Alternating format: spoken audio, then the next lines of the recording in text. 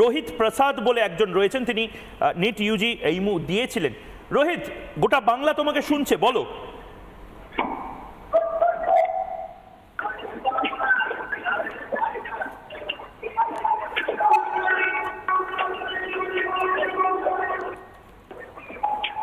রোহিত, শুনতে পাচ্ছি, বলো।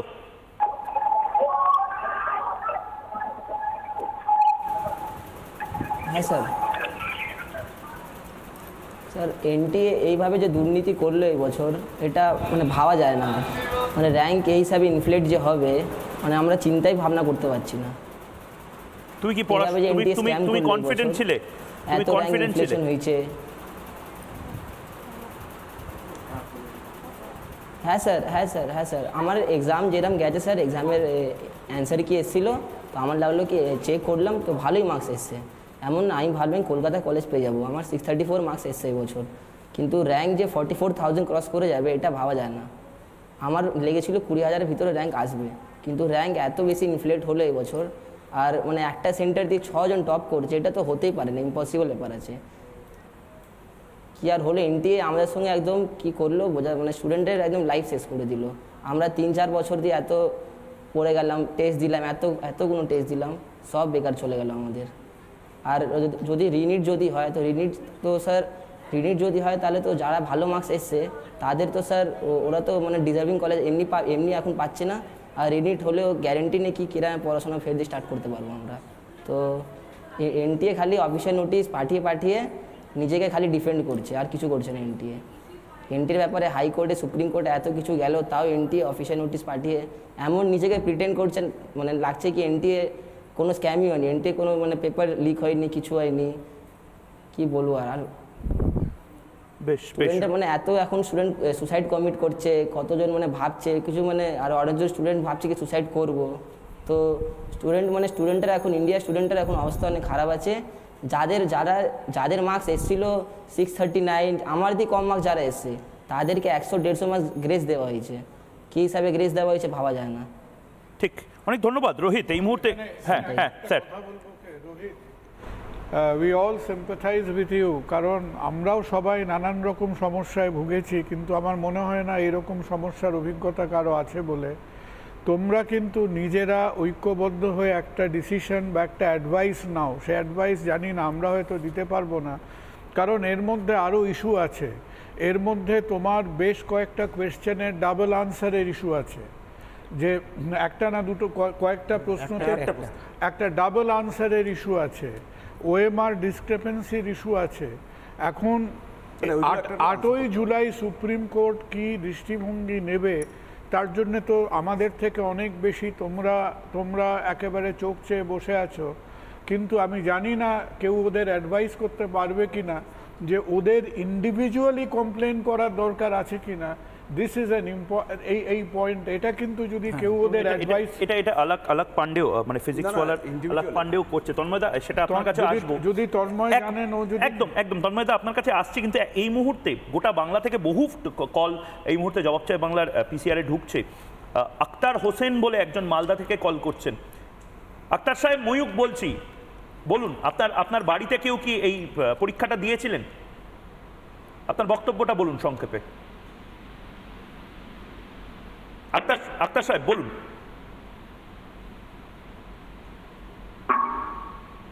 হ্যালো, হ্যাঁ বলুন, শুনতে পাচ্ছি, ময়ূক বলছি, বলুন।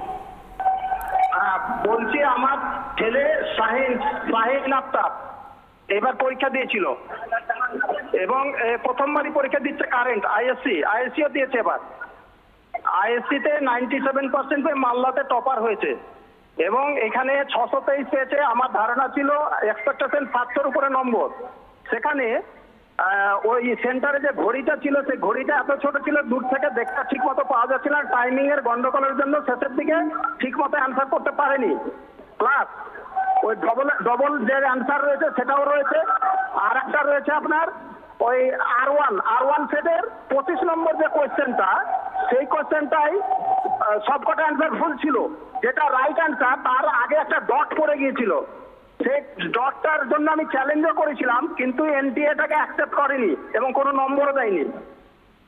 বেশ বেশ আক্তার সাহেব, এটা নিয়ে আমরা কথা বলবো। আক্তার সাহেব, একটা কথা আমি শুধু বলতে পারি আপনাকে, রিপাবলিক বাংলা এবং ময়ূখ এইটা নিয়ে লাগাতার লড়ে যাবে এবং এটা নিয়ে ক্যাম্পেইন করব আমরা, সর্বভারতীয় স্তরে আমরা এই কাজটা করব। ধন্যবাদ আক্তার হোসেন। আমি কারণ কি শিলিগুড়ি থেকে একজন ছাত্র, সে অনেকক্ষণ ওয়েট করছে, রোহিত ঘোষ তার নাম, ওনার অভিভাবিকা প্রিয়াঙ্কা ঘোষ, দুজনেই রয়েছেন।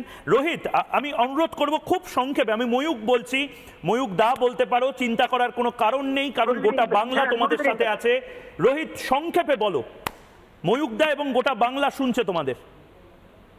প্রথমে তো বলছি এনটিএ কিছু কিছু জিনিস খুব নেগলেক্ট করে যাচ্ছে, যেখানে ওএমআর এ 630 থেকে 640 আসছে, সেখানে 718-20 দেওয়া হচ্ছে।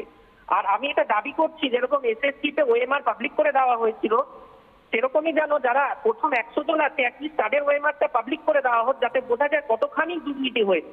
আর সিবিআই তদন্ত তো অবশ্যই হওয়া উচিত।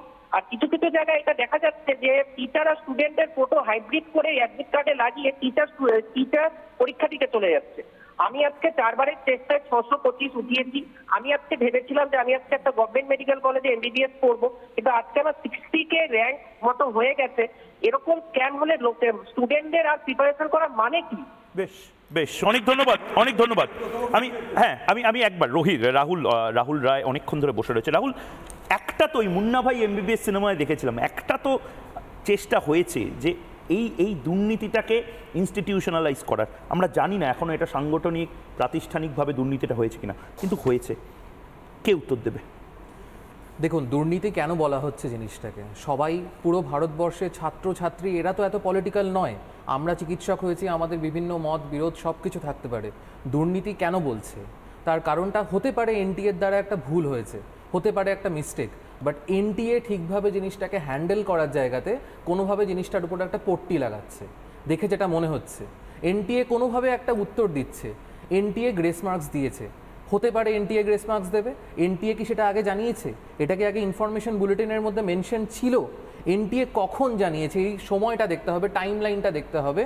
এনটিএ তখন জানিয়েছে, রেজাল্ট বেরোনোর সাথে সাথেও কিন্তু বিকেলবেলা প্রেস কনফারেন্স করেনি। এনটিএ প্রেস কনফারেন্স করে বলেনি যে এই জিনিসটা আমরা করেছি। এটা তখন করেছে যখন পুরো দেশ থেকে গুঞ্জন উঠেছে এবং চাপ তৈরি হয়েছে, সংবাদ মাধ্যম লাগাতার এটা নিয়ে, অ্যারোগেন্স নিয়ে। আমি কুণাল সরকার একবার আপনাকে, রাহুল তোমাকেও একটু থামাচ্ছি, অ্যারোগেন্সের পার্টটা বারবার যখন আমরা আমাদের দিল্লি স্টুডিওতেও কথা বলছিলাম, একটা গোটা ডিবেট, অর্ণব গোস্বামী বারবার বলছিলেন যে একটা কোথাও তো ভুল হয়েছে। আমার এখানে এই শোতে যদি আজ আমার অতিথিরা লাগাতার বলে যায় যে এখানে হয়তো খুব মিসম্যানেজমেন্ট আছে, আমাকে তো খতিয়ে দেখতে হবে। আমি যখন এই শোয়ের কর্ণধার, ঠিক সেভাবেই এনটিএ দায় এড়িয়ে যেতে পারে না। ঠিক সেই জায়গা থেকে অর্ণব গোস্বামী এবং अलग पांडे আমাদের দিল্লি স্টুডিওতে প্যারালালি যে কনভারসেশন চলছে, একবার শুনবো। जब जब सवाल उठा रहे हैं तब वो आंसर कर रहे हैं। इससे ना बच्चों को एक्चुअली हर्ट हुआ है कि हम जब पूछते हैं, लगातार सोशल मीडिया पे ट्वीट करते रहते हैं, वीडियो बनाते रहते हैं, दिन भर रगड़ते रहते हैं, रोते रहते हैं, तब आप जाके एक छोटा सा ट्वीट करते हो। Is this the way to behave? आपको रिजल्ट वाले दिन शाम को आना चाहिए। इनका एरोगेंस है, सिस्टम का एरोगेंस है इनका। पता नहीं क्या केयरलेसनेस है, एरोगेंस है। आप शाम को एक प्रेस कॉन्फ्रेंस उसी दिन नहीं कर सकते थे? तुरंत एक्सप्लेन करते हैं, हमने इतने बच्चों को ग्रेस दिया, ये क्राइटेरिया था, ये फॉर्मूला था। और अभी मुझे पूरी चीज में लग रहा है ना एक एडहोकिज्म है, एक एडहोकिज्म है। They are putting bandaid on the issue, they are not looking at the issue in seriousness. They are not looking कि गड़बड़ हुआ है, इसको पूरे इंस्टीट्यूशनल तरीके से फिक्स करना है। उनको लग रहा है मरहम लगा देते हैं किसी तरह से, let us just get over the controversy and move on.